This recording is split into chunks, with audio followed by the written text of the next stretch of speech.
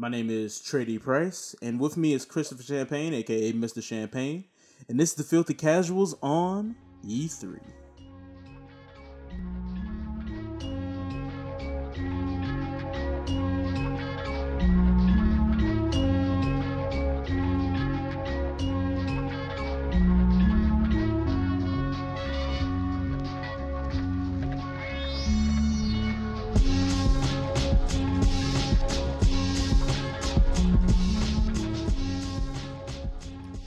What's up, everybody? This is Chris Champagne. You didn't tell me what to say. I didn't know what to say.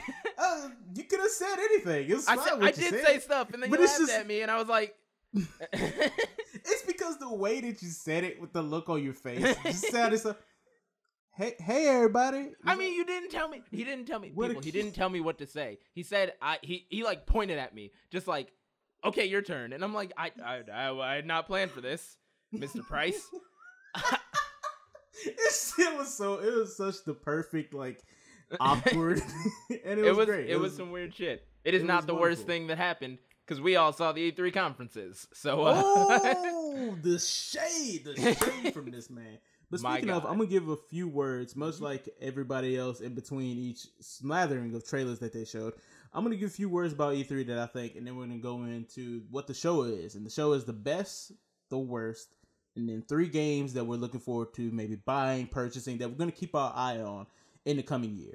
So this year wasn't all that impressive. I mean, when you look at it as a whole, there were surprises and you had your oh fuck moments. But overall, I have judged these conferences and I have found them wanting. Yeah, but a little bit.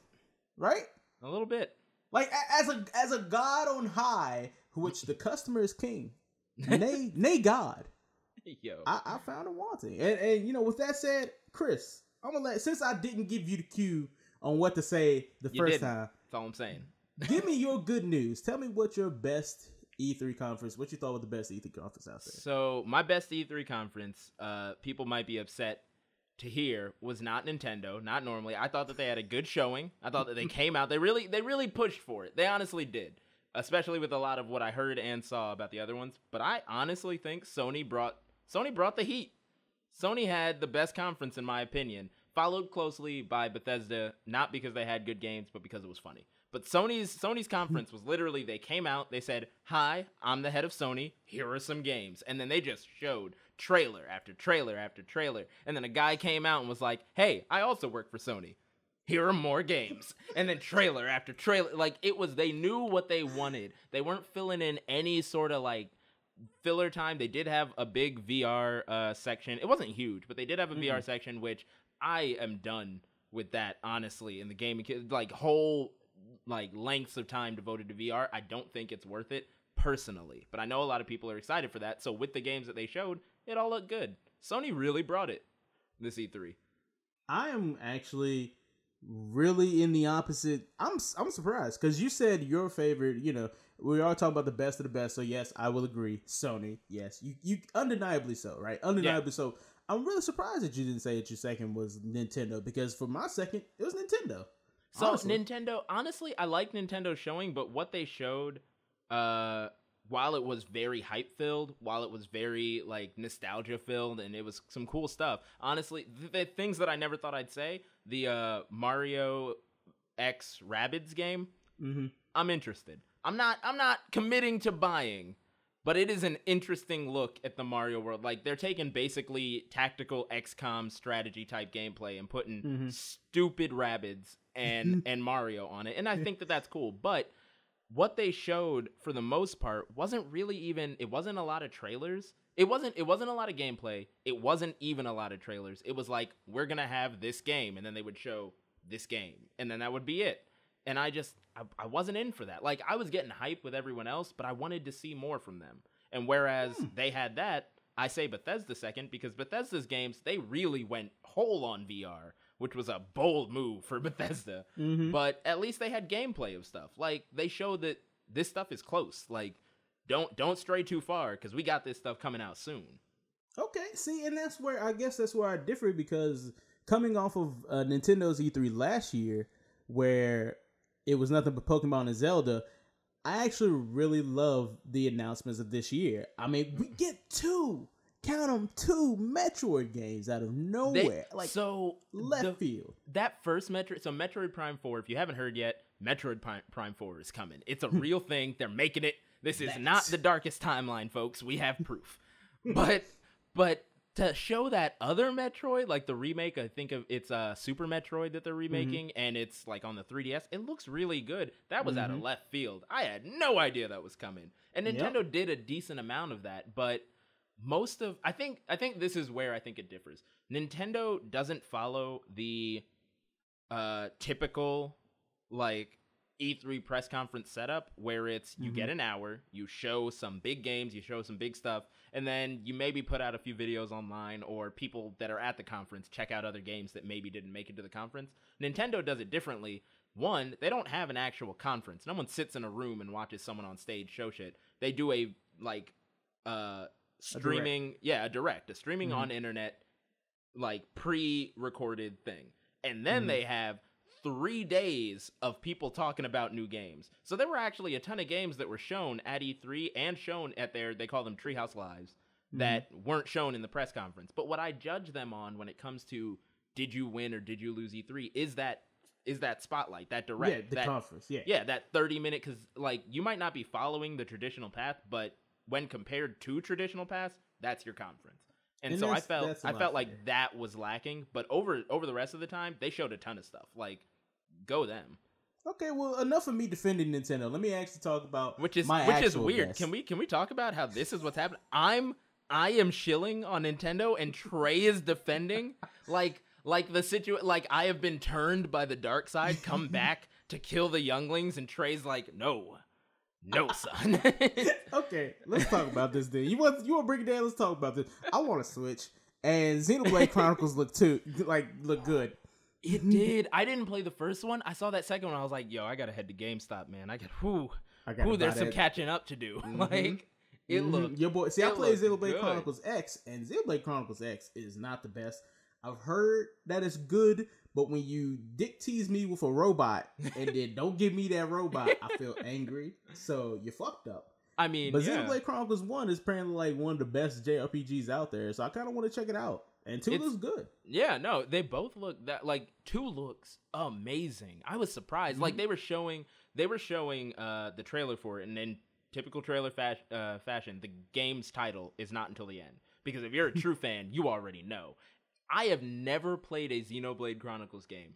I did not see the sword yet in the trailer, and I was like, is this a new Xenoblade Chronicles already? Are they already on another one of these things? That trailer was hype. Like, that's brand recognition right there. That trailer was hype. That is.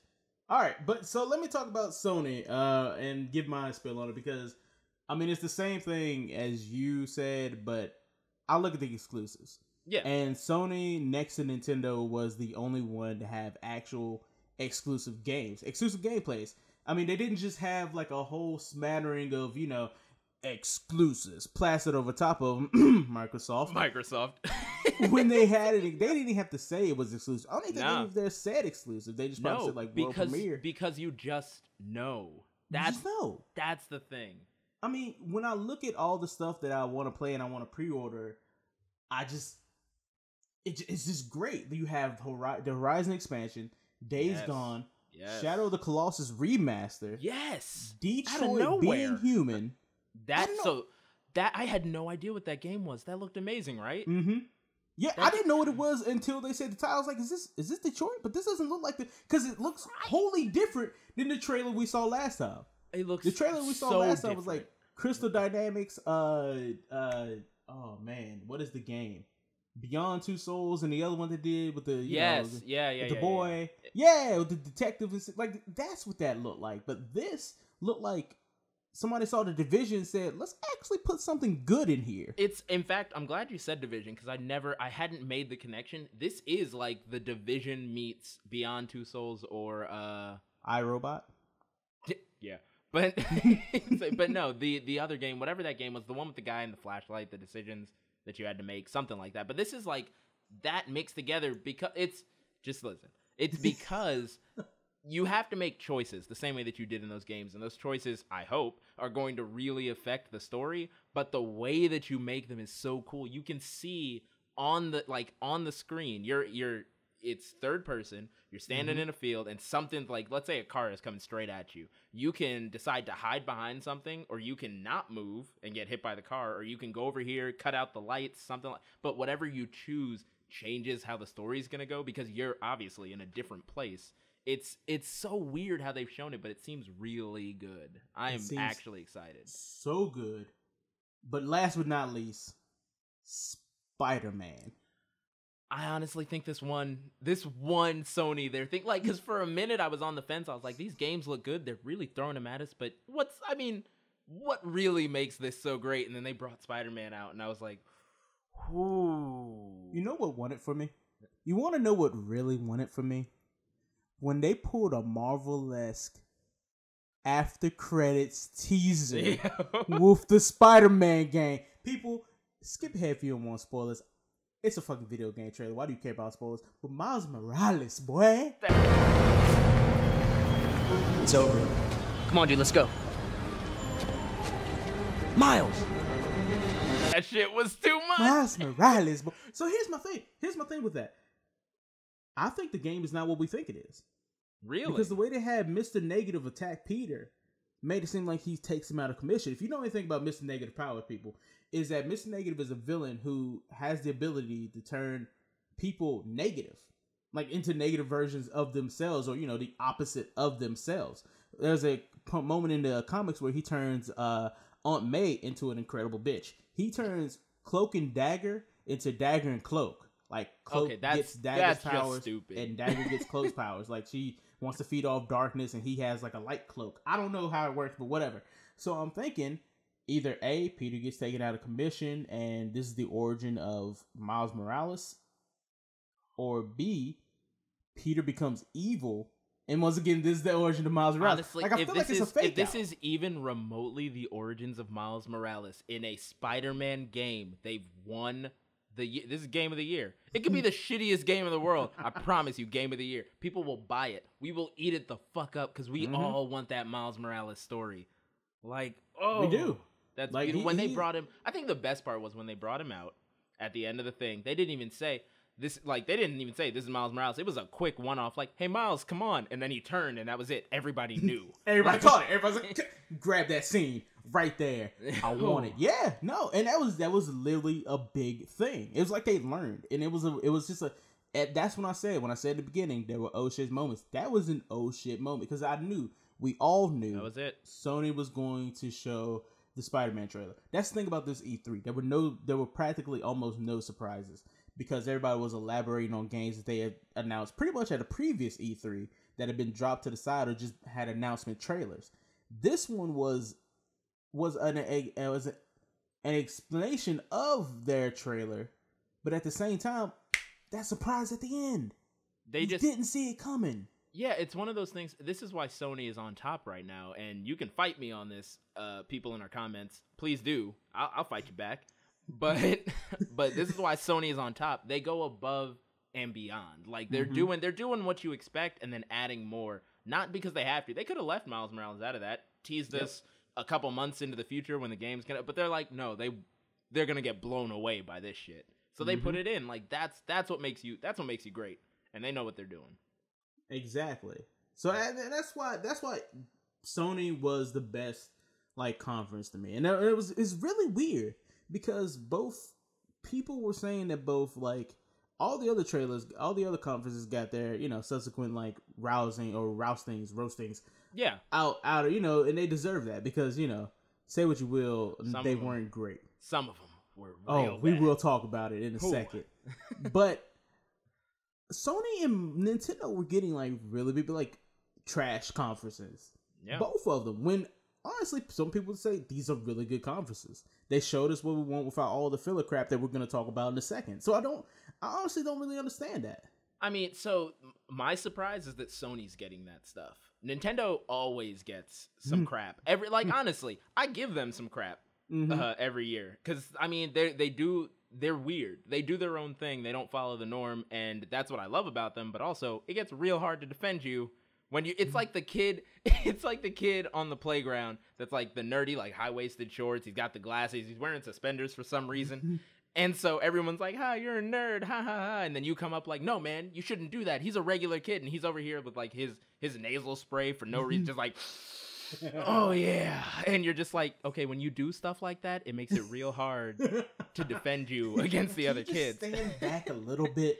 Like that's Nintendo, so I expect that. But Sony, with what they showed, getting the flack that they got, I was super surprised.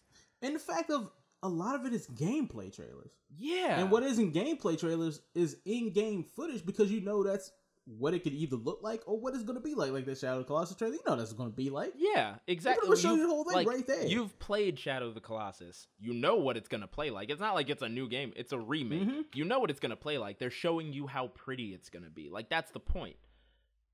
It's just, I don't know. I feel like people are fickle because I don't know which E3, but a few E3s back, Microsoft only had shit to say about TV and stuff. People heckled them. They were like, you should be showing more games. Sony comes out with only games, heckling. Like, people are fickle. It's just how it is. People are fickle. Yeah. I mean, you can't please everybody. Yeah. Let's talk about the conferences that didn't please us at all. And I'm going to go first with this buddy. one. Buddy. EA. Look, on the best day. Man. On the best day, you're not my favorite, like, developer company. But this year... Okay, let's talk about EA in the past, because I think it was last year, was it EA who pulled out Pele? Was that last year? Yes. Oh my God, I forgot. Pele. They pulled to tell Pele stories from the past. And this year, what they decided to do is have this is the thing that bugged me the most, was they had a YouTube host come out.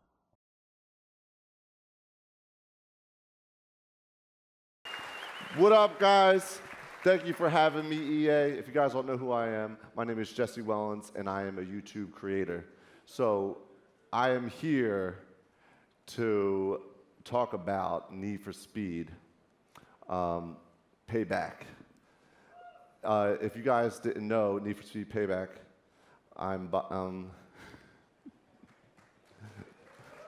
yeah, it's a great game. But all right, all set aside, I'm a YouTube creator. Need for Speed Payback, it's coming out. I got my boy Marcus, executive producer here.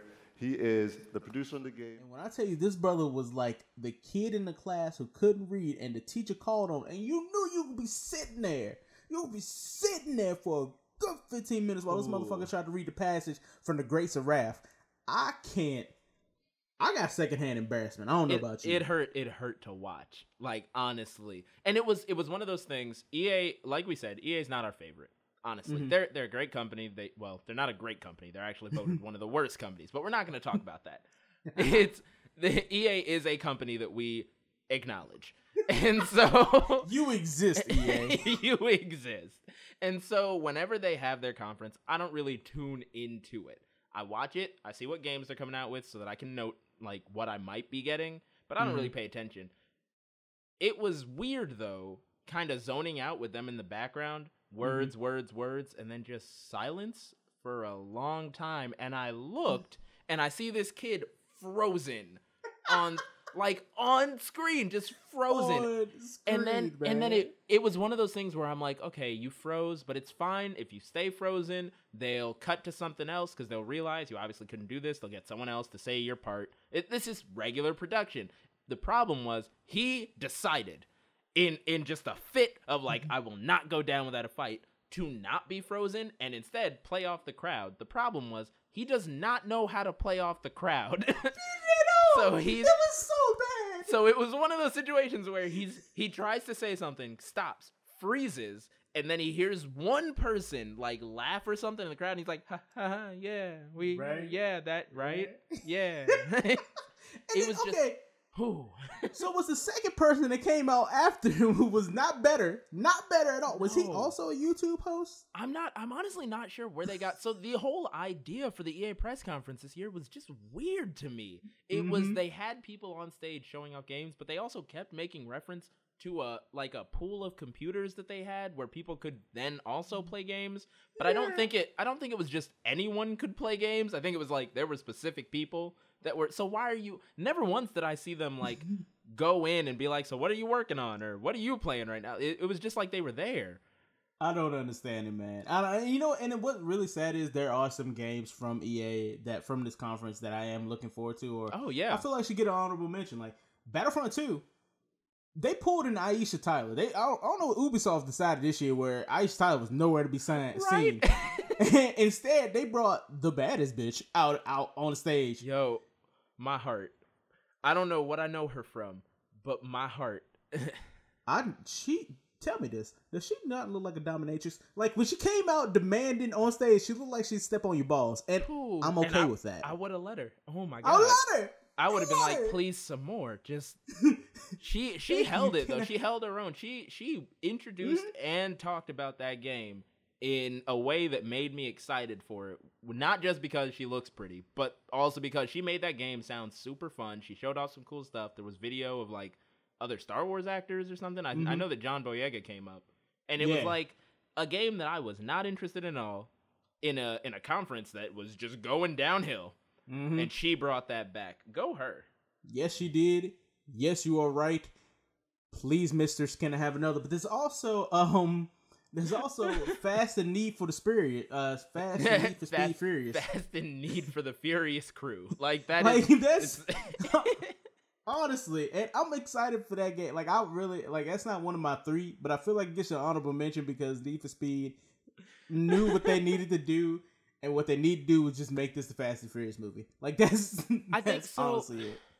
What makes me upset is I had heard that there was going to be a new Need for Speed, because, again, I didn't get to watch most of these conferences live. I work. What are you going to do? So I was hearing a bunch of stuff about them while they were going on, and one of the things was Need for Speed, and I love the Need for Speed series. It has like a nostalgic just center in my heart. Like it's right there. But the issue that I had, and this I had with a lot of games that were shown this year, is that there was something like it also shown in a different conference that I think looks better. It might not be better, but it looks better. And that's the Crew 2 that I think Ubisoft, I think, showed that. Yeah. And it was like, I like Need for Speed, but their showing at this E3 did not top the Crew 2 showing at this E3. Really? I honestly don't think it did. Like, well, okay, so this is a bias because I love fucking Fast Furious. You do. And when you put like a fucking truck heist in your car game where you got to make sure this girl doesn't like fall off the like back truck, I like that better than here's this guy who could drive cars really fast and boats. And planes. Yo, to be fair, I will say that was a strange choice, and I'd like to see how it goes for them to have you drive cars, bikes, ATVs, boats, planes, helicopters, and it's like they just kept going. And I think they even said at one point, it's like, if it has a motor, he can drive it. And I was like, are you sure you want to go that route? Like, there's some shit maybe you shouldn't be driving. Segways. Yeah. I would love to see a downhill Segway race, actually. Oh my God. But yeah, so I mean, other than that, you know, and spending a little bit long on Battlefront 2 too, like a whole 18 minutes, I believe it was. And it's just like, I honestly, the show, like the showmanship of this conference was just severely lacking. Worse than I've seen in a long time. Like, as much shit as I probably gave like the conferences last year, I'll even try to pull up our old shows of those if I can find them, put them up like a turn back time Thursday or whatever. And this one probably was the worst, not just for this E3, but for a while. And that's kind of sad. And that's the thing, it's gonna sit in people's memory as one of the worst things that they've seen at E3 for a while. This will be referenced for years to come. It's like, wow, this conference just didn't go well. It was kind of like E3 back in 2017, or not E3, EA back in 2017. Like, it's gonna be referenced for a while. Like, every other thing will be now pulling an EA. Like, when you fuck up now at your job, it's like, hey man, don't pull an EA. Okay? Yo, it's gonna be bad. But, so I think, okay, so your worst conference. So here's the thing. My worst conference was also EA. It was just bad. Like they didn't redeem themselves. It was bad. Poo-poo garbage. Yeah, poo-poo garbage. But because we've already talked about EA, I would like to mention some honorable worst moments. Ooh. So, one is for solid execution, questionable decision, which was Bethesda's conference. I liked it, but it was weird. I didn't like it. It was like, I feel like a kid that was at that theme park Yeah. I don't like it. It's like, I don't want to be here. Sure you do, Timmy. No. You know, but I will say this. I do see where you put it in as your second best because it did have some good showmanship. It did. Having it be like a theme park and have all your games be like different lands that you're, you know, and of course they're hewing to that Fallout style announcer because everybody likes their Fallout games. So you can completely understand that. And some of their announcements is actually really cool. I don't know, man. Announcing Skyrim again, a lot of expansions and stuff, and why it's just like it's just the not VR great. stuff. Like it's just not there for me, you know. And that's I understand that. That's why it definitely was not my best conference. But I liked that it had a cohesive theme. I liked that they knew what they were doing with it. They knew, okay, we're going into E3. We don't really have new shit. We have remastered old shit. So how can we present this? So they did that. Like, that's fine. I can understand that. So it was a bad conference. Not the worst conference, but it was a bad conference that had a good idea. Or execution. It had good execution. It was a weird choice on their part. Yep. I dig. But the second honorable mention is not for a bad conference, but a bad moment in a conference. And that had to be when, for some reason, Ubisoft decided that Just Dance should get another game. And they brought out dancers of all different types, dancing to such... I don't even know the songs. I'm not even going to joke. But they were dancing to rap. Then they danced to country, I think. Then they danced to K-pop. And then they brought a singer out to do a concert. And Do you know who she is? I don't.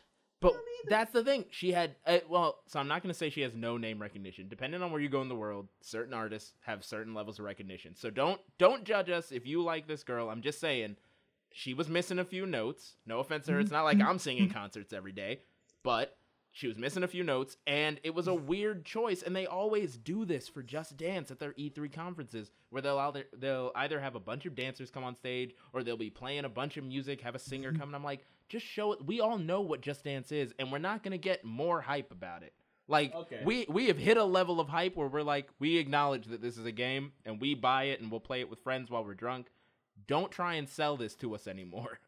I'm glad you saw that because I skipped past that. I skipped that shit so fast. No, so here's the thing. Because I think I might have gotten the wrong Ubisoft conference because mine was like 2 hours, and they started talking about a lot of stuff. So I just skipped to what was important. I don't know, like Ubisoft. I have a lot of love for Ubisoft, even though they fuck up a lot. But it's just questionable decisions as a company. Like very questionable. And another thing is, I'm starting to think like E3 is going downhill to like where last year's for Just Dance they got like, you know, Jason Derulo's out here, you know, he's dancing and singing and stuff like that, right? And as we get on and E3 starts losing steam and becoming more unpopular, it's like getting the bargain basement dancers. Like this girl's last gig was at a broken down shopping mall somewhere. So now she's at E3. Chill. That's how it feels though. Honestly, I've been saying this for years, and I feel like the one thing that I like about Nintendo is while they are weird, they seem to always be ahead of the curve. Like they'll do something, people will joke it for a while, but then everybody picks it up in their own way. I think that's going to happen with Nintendo Directs. I think that people are going to stop doing conferences at E3 and they're just going to start doing big showings online. If anything, that was what Sony's conference pretty much was, except they did it live on the stage. Yeah. I think that'd be better because it's going on to the internet anyway. Let me tell you that for whatever we say about the different news outlets that do the thing, and I'm pretty sure it's the same for every other news outlet because the internet is such like a hyena den of grabbing the news and tearing it apart. Kotaku was on it because after every like announcement is made, article is up. Once the conference is finished, here's everything in a condensed format that you can see. Podcast is up. It's like, okay, y'all, this is why y'all get paid. And so that's the thing. Jesus. Like if I was at work, I couldn't watch it, but like I said, I was getting all of that information. Kotaku was a good source, actually. Like while they are doing their show, while they're doing their conference, I'm on Kotaku. They're getting my clicks because I know that they're going to have the info. So Nintendo actually does the same thing. Like you can go to Kotaku during Nintendo's Direct and get all that information. But the second Nintendo's Direct went live, their website had all of the information for all the games that they were showing. Like they know that that's where the information is going to get pulled in. That's how you're going to receive it. I don't know why these other companies aren't picking up on that.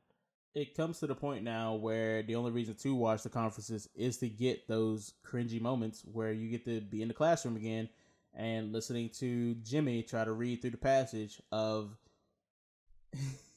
Or to be fair, crazy moments. Like, not cringy so much as like, this is weird that this happened. For instance, Moon Man, the other E3. Like, okay, yeah, no, that was scary. I still have nightmares of him coming out my closet. Not necessarily cringy, but just like, WTF. Like, that's terrifying. It was from cringy straight to, this motherfucker gonna kill us if we don't buy his game. That's why fucking Nier Automata is getting good reviews, because that motherfucker right there will kill us. Anyone who reviewed that game poorly has not been seen since. Like, yep. Why do you think I didn't play or talk about that game at all? Nope. Our moon god will we will appease a moon god some way, and that's gonna be the way. So all right, so enough of talking about the conferences and stuff like that. Like, did you have that was your 2? No, that was did it. You have another one? Was that it? I did have my only other worst moment was Metroid Prime 4, only because there was no gameplay. Or the fact that Animal Crossing and Monster Hunter are not coming to a Nintendo console soon. I don't know what their choices are. We're gonna talk about that in a second. But those are my other now. worst. It's time to talk about our 3 games. So we can go back and forth with our 3 games. I'm going to start first. Actually, no, you start first since I went with worst first. Give us your first game you're looking forward to. So the first game I'm looking forward to, surprisingly, and I can explain my reason for this, is Sea of Thieves. The game being made by Rare for Microsoft. Okay.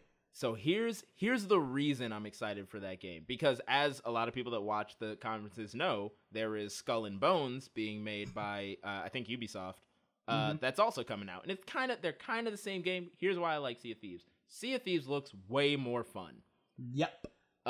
Skull and Bones looks like a get together with your friends pirate adventure, except only the boat. It doesn't really seem. Granted, we only have the gameplay that we saw them show. But if you're going to lead with your best. So Sea of Thieves came out with a trailer that was goofy. The art style was beautiful. It had a lot of action. It had treasure finding. It had combat. Like, they showed off their game, and it looked amazing. Like, that's a game that I could see myself getting lost with some friends in for a while. Like, just sailing the sea, finding some treasure, fighting some other pirates, like shit like that. That's fun. That's what I want to do.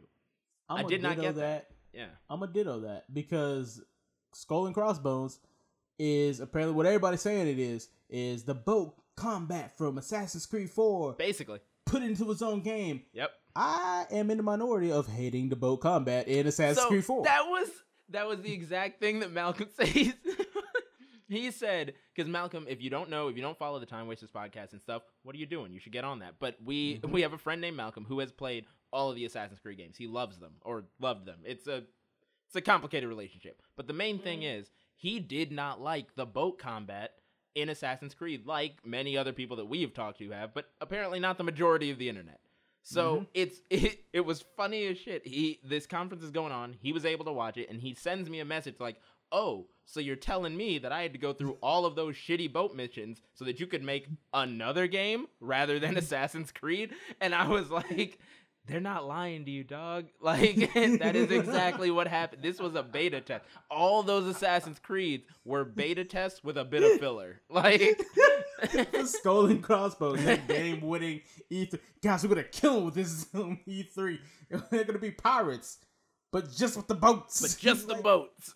I really did. That was the one thing I hated and dreaded doing in Assassin's Creed Black Flag. It was bad. Honestly. I honestly did not like it the bit that I played, and I did not play a lot. I do agree with you that Sea of Thieves, which I'm surprised you say, because you was like, man, what happened to Sea of Thieves? Oh, it's Rare? Oh. Exactly. So that was my thing. That's why I was so surprised watching it. That's why I'm saying it's surprising that I'm saying that. I'm surprised that I'm saying this because I know Rare. I've known Rare my whole life. They did real well and then did real poorly for a long time. And so when I was like, Sea of Thieves sounded really good, but it's made by Rare. I don't see that going anywhere. And then they brought out this trailer, this gameplay trailer. I have a renewed faith. This might be the Rare that I used to know.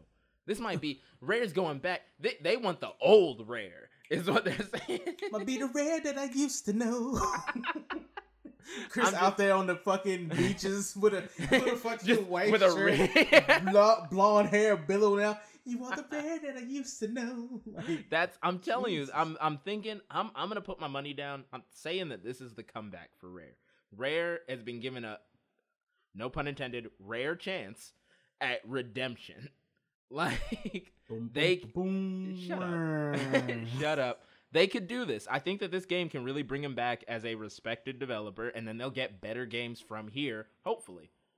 Hopefully, I'm with it. All right, my turn. First one up, Spider-Man. I did not see that coming, people. I don't know why. I like sounds sarcastic. I'm serious. I was like, what's he gonna say? What's he gonna Spider-Man? Oh right, yeah, cause Trae. Bruh, okay, let me tell you, man. I'm a hoe for Spider-Man. I'm a spider hoe. Like, that's on the real. But yo, okay. So this game, honestly, I didn't expect to see like this much gameplay. It looks good. The web swinging looks great. The Arkham style combat looks good. And this, like we said earlier, the surprise season Miles Morales.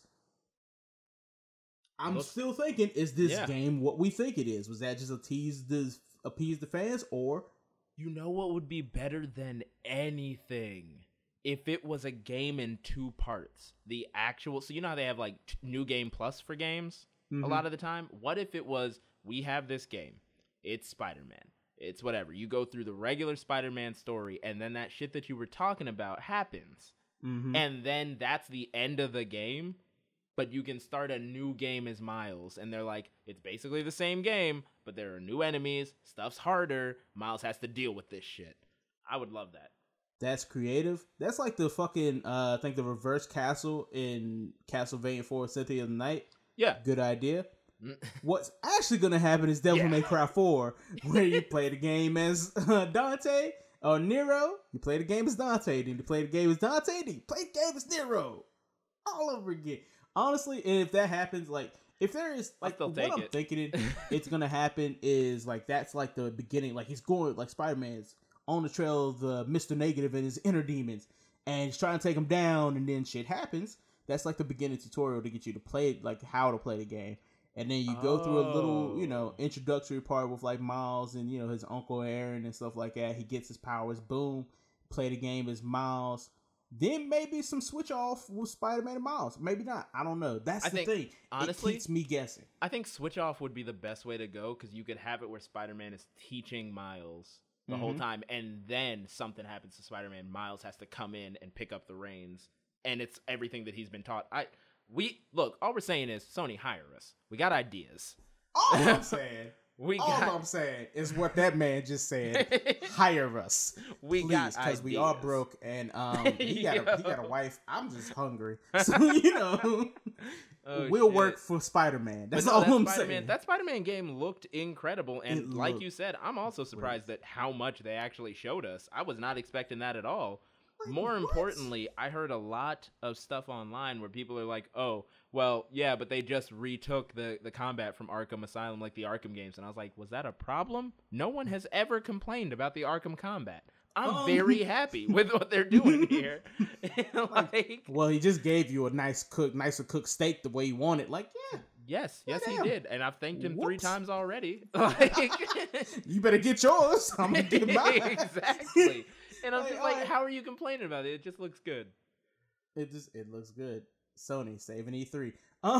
Saving E3. Like, E3 is going by the wayside. Sony is struggling. Sony is struggling to save it.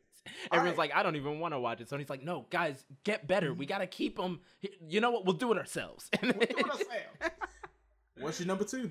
All right, my number 2. So first one was Sea of Thieves. My number 2 has to be Monster Hunter World, because I was not expecting a Monster Hunter. Like, people were hoping for it, looking at Nintendo's thing, and then they showed nothing. So then I finally saw, I think Nintendo's actually came last, so anyone that was actually watching the conferences knew that a Monster Hunter had happened. But I saw Sony's after Nintendo's. So I was like, I'm not expecting a Monster Hunter. Then they showed it. Then they showed it. And I was like, okay, but it's Monster Hunter. I've seen this shit before. And then you saw the combat with that fucking beast, and he's like, I think what actually got me, the moment that I was like, I'm gonna have to buy this game, is when he's on the thing, he gets knocked back by the monster and immediately like grapple hooks to get back to it, and I was like, no, that's action-paced combat. I'm in. You've sold me. I will pay any amount of money for. I might buy the collectors. I'm gonna pre-order this shit. Like, that is, it looks so good, and I was surprised. I was taken aback.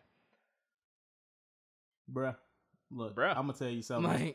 I'm gonna tell you something. Now I gotta cross this off my list because, bro, let me tell you, sugar pie, honey butter. Let me tell you, I have always been on the outer fringes of Monster Hunter, right? Like, it's always been a series that I've heard of, but never really got to play because I've never either had the console or never either had the interest.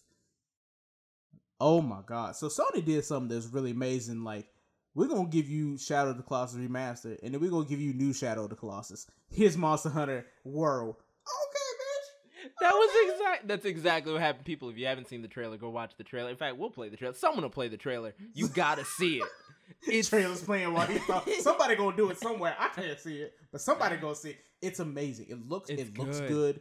Hopefully it plays as good as it does in the trailer. Yeah. Like, hopefully nothing that we've seen isn't like, let's show them the best and give them the worst. We'll see that in the coming months or years or whatever it takes to come out. But I'm with you there. And once again, this is one of those multiplayer games, like you said, with Sea of Thieves, where I just pile around with Chris. I'm trying to hunt some monsters. You trying to hunt some monsters? Exactly. Backseat gaming. Let's do this. Exactly. Especially with what we do and what we're finding out we're good at.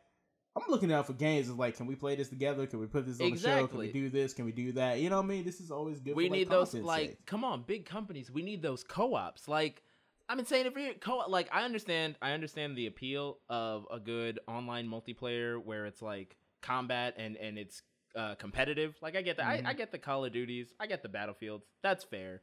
I understand a good single player game, but co-op story is such a good pull. Like, it's you can't get that same feeling out of like a 4-man team against a 4-man team going on online. Like, you need to know that, like, we're in this world, everyone's against us, but you got my back. Like, that's a co-op story. That's a co-op story at its best, and I feel like Monster Hunter is gonna bring that.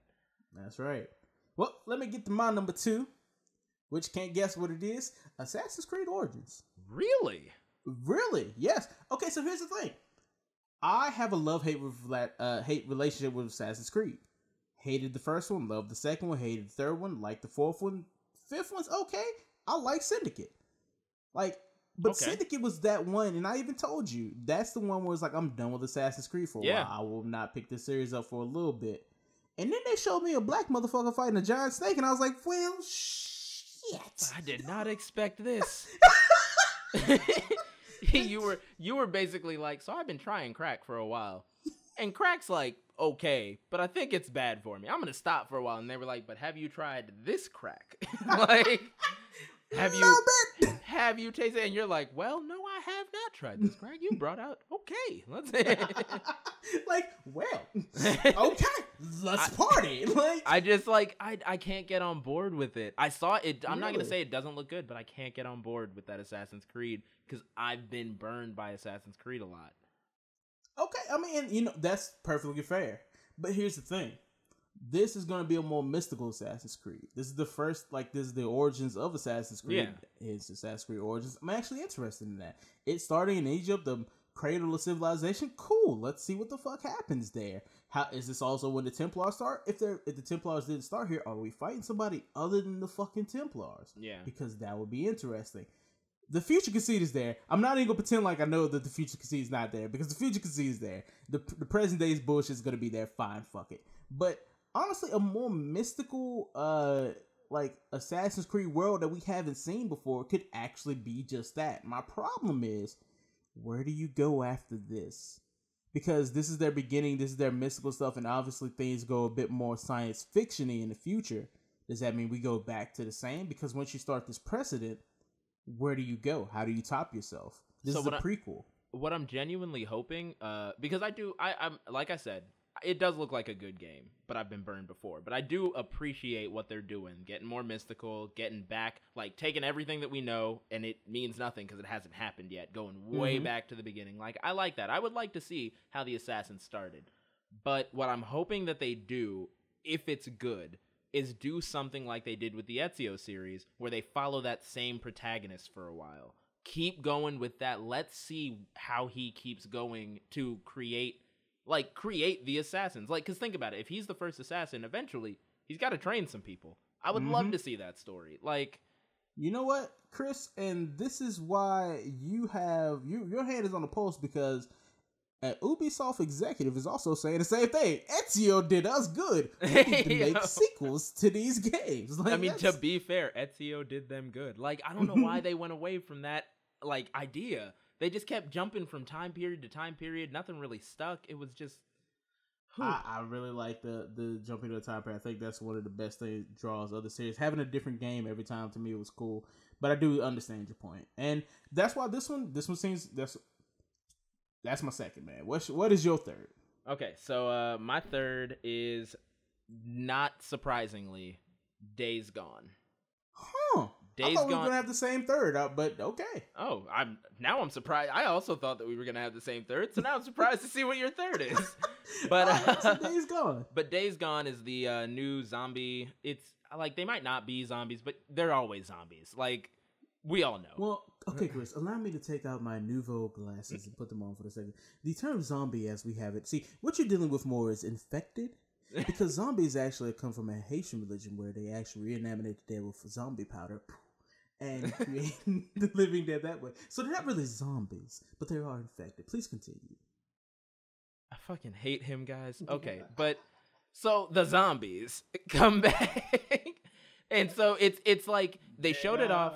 They showed it off last E3, but they showed, like, I don't think that they actually showed gameplay. I'd have to check, but they did show like a trailer, like a movie trailer sort of thing, and it was the idea for it was incredible, because it was like these hordes of zombies. I mean, think Dead Rising, but not garbage. No, fuck that. Think that the zombies from World War Z. Yes, yeah, like, so these are just like zombies that are gonna come at you. The faintest sound and they're coming at you, and you had to hide, because it's kind of like The Walking Dead, where everyone's trying to live their own life, but you know that if you fuck up in any way, you're dead. So they took that and built upon it, in the sense that this new trailer shows you using those zombies to take out other camps of individuals that want to hurt you, so that you can save your friend. And I was blown away. Like, wow. You sneak through the big moment that got me on this game, because I was on the fence. I mean, I like zombie games, but again, you only have so many games that you can buy in a year, and I'm like, I've played a zombie game before. But what got me with this one is this man sneaks under a fence that's built into, like, basically a dam to keep out zombies, like a huge wall just to keep out zombies. He sneaks under a fence to get over, places some bombs on the fence, hides, because why wouldn't you? And then blows it up. And so the whole wall comes down, zombies flood in and just start, like, tearing away at this encampment that these guys have made. But his friend that he's trying to save is being held on a second floor type of thing that they can't, like, the zombies can't get up to that well. So once the zombies come through and, like, peel through and start killing people, the main character gets up there to go save his friend. And after he saves his friend, a gigantic zombie grizzly bear comes up. And if that isn't the craziest shit, you like I was like, okay, this game looks really cool. I'm actually super interested. And then it's a cutscene. Granted, they did not show gameplay of a giant zombie grizzly bear. It's a cutscene, but you see him and his friend look at this grizzly bear that's just, it's missing half its face. It's covered in barbed wire and, like, entrails and shit. And it just, like, stands on both hind legs and roars. And they're both like, just be real quiet and back up. And then his friend, like, hits a twig or something, and that thing turns. And that was the end of the trailer. And I'm just like, oh, I gotta play. This is gonna give me nightmares. I gotta play this game. Days Gone is gonna be a big zombie game. I'm excited. I fucked up. Okay, so here's the thing. Sony was the only conference me, Shakis, and Waddell watched live. Really? Okay. Yeah, because every other one I also had to work. So, you know, they be at, like, really odd hours, so I had to catch up on replays. But Sony was right at the time when I got off of work, was at home. Was like, hey guys, let's watch this together. Yeah, all right. So we missed the first part where I guess they had, like, a slather of trailers where Days Gone was one of those trailers. Yeah.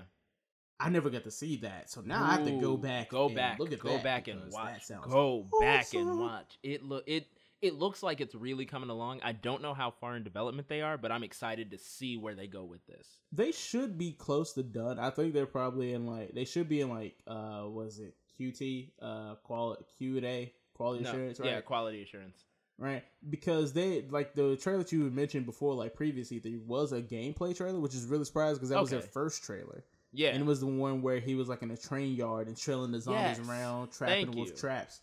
And that is a really interesting game. It's like they took The Last of Us and gave us a protagonist I won't care about, but put him in a situation that's really fucking cool. So I'm actually looking forward to actually trying to play this game. It makes me really sad that I made my third game what I did then. What did you choose, Trae? So I cheated and I put 2, but I picked these 2 because they're both like multiplayer games that we could play together and, you know, maybe do like a backseat gaming, and it's actually something we might do a video about later, so don't hate me for this. Anthem. All right, guys, that's been a good stream. This has been a great. Don't do that. It's not my fault. I'm not down with Anthem. Everyone is on Anthem's dick right now, and I'm just not there for it. I'm not. Let me at least explain myself. Go for it. This is in line with the Spider-Man talk.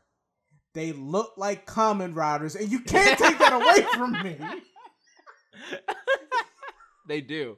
I can't, like, they do. They do like, look like Kamen Riders. Super suits, man. One of them did a superhero landing. You can't take this away from me, Chris. I've said it. I enjoyed. That's what I'm saying. I've said it. I enjoyed the trailer. I have my reservations. But go ahead. What makes you think that this is going to be a huge thing worth watching? Nothing.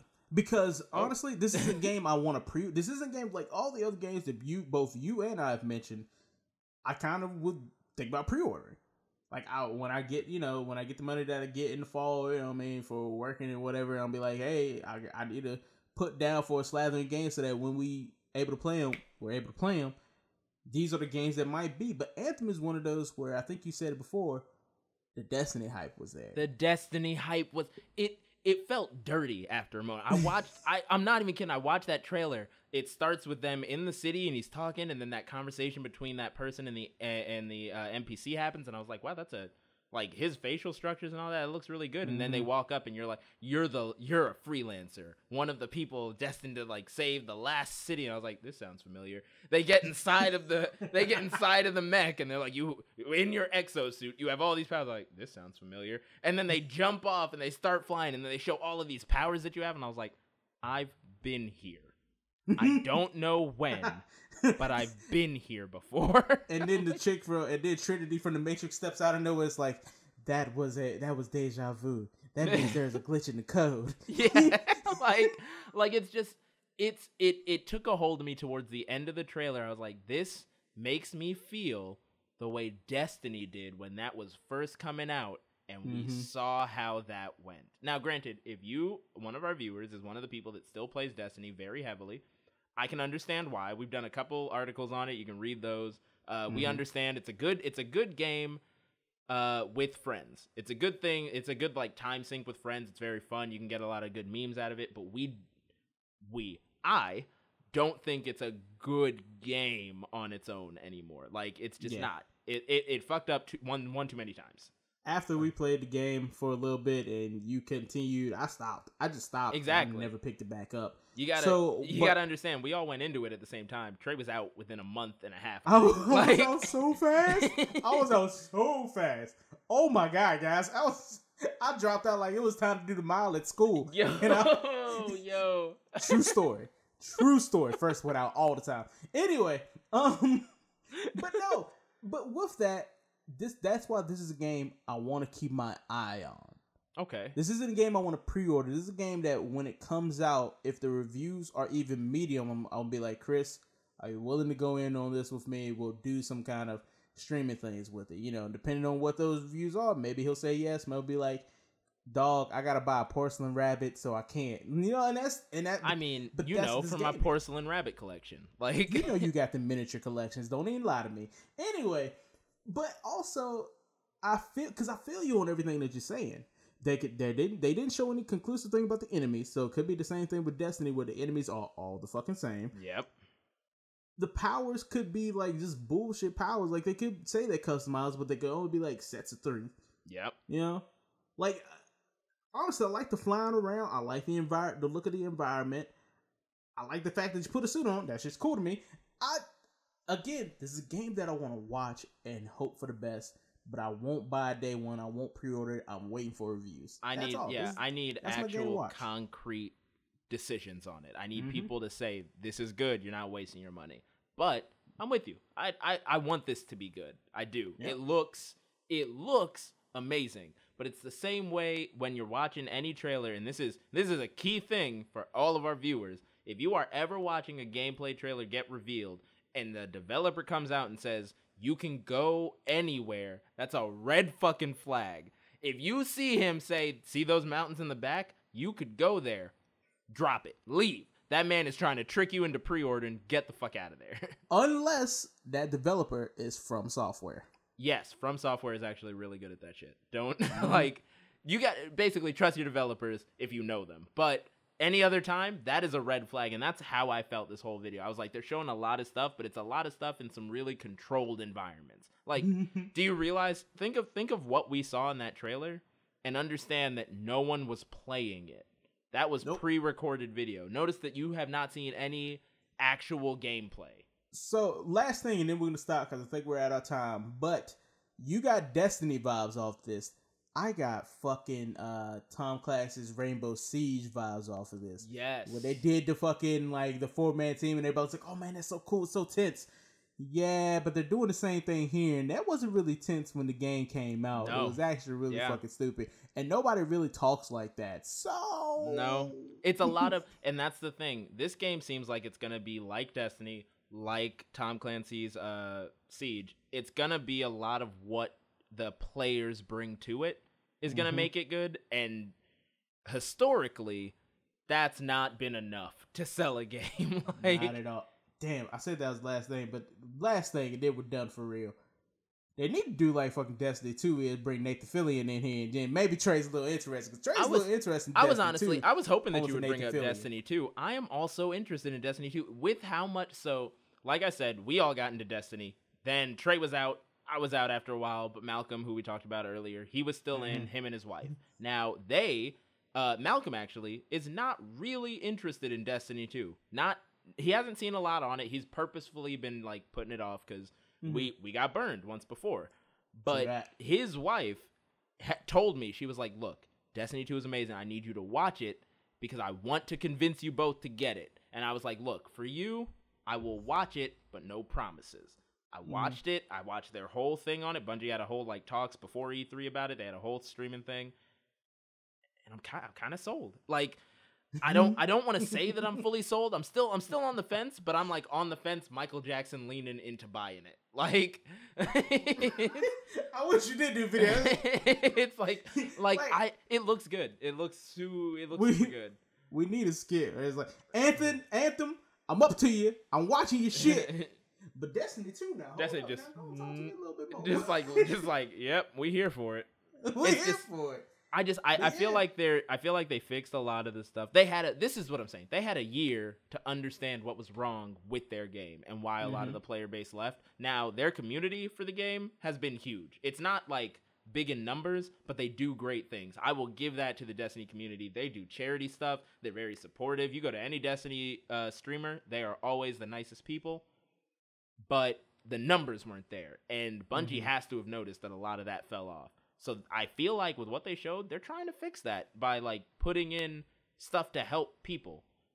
For instance, one of the main things that people didn't like about the first Destiny is if you are playing alone, if you don't have like friends that get on weekly like a lot of people do, you are locked out to a lot of the content because a lot of it you need multiple people for. So unless you're going to go out and try and find people that you don't know, you're going to have a problem. They're bringing in ways to get you into games and get you into things. And not just that, but like get you in with groups that can lead you through it, that are willing to tell you like, this is how you play this encounter. This is how you get through this. We'll give you a second to like get the moves down and then we'll all go in and try it. And they're willing to like just take the time to do that. And they figured out a way to do that organically. Like that's a big step for stuff like that. Like I have high hopes, but we'll need to see. That's fair. We shall see. We shall see. But what we gonna see today is that this show is over. Yep. We here for an hour. And I got a girl coming in about 5 minutes. Okay, it's a blow up doll, and I gotta blow it up, and I don't want to be tired after I blow it up. Exactly. So everybody, make sure that if you're looking at this, which you are on YouTube, make sure you subscribe. Leave some comments. Tell us what you thought about this year's E3. I don't know. I'm not your daddy. But if you don't want to do that, visit us at timewasters.net, our apartment on the web. Make sure you hit those social media links to see our social medias. Email us at timewasters07@gmail.com. That's TIMEWASTERZ. Heck, it's on the screen, whatever, at gmail.com. Not the rest of that. Don't worry about that. The music that you're hearing with the sound of my voice is the semi-formal after party. And as I always say and always will say, they are musical geniuses. Yep. And this man at my side right here giving me a reach around, Mr. Champagne, a.k.a. the one who gets you drunk. That's your name. Don't look around. I just realized we're not streaming video, so they can't see my face. But imagine a man who has just been told that he's been given a reach around to a man, and he has not been doing that. That's the face I have. That's the face. Just imagine that specific one. Imagine that. I know it's hard because you've never heard someone say that, but imagine that scenario. Oh man, but yeah, so that's it, people.